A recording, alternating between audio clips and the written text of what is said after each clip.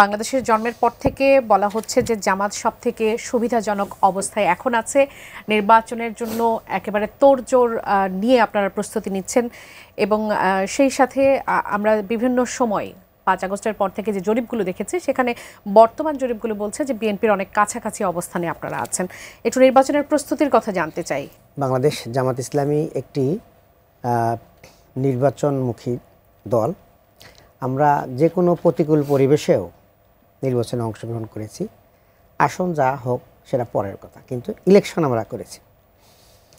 তো এর আগে যে পরিবেশটা ছিল, বিভিন্ন সময় বিভিন্ন ধরনের অবস্থায় আমরা ফেস করেছি। মা, ছেলে, মেয়ে একসাথে অ্যারেস্ট করে নিয়ে গেছে, ইফতার মাহফিল থেকে অ্যারেস্ট করে নিয়ে গেছে।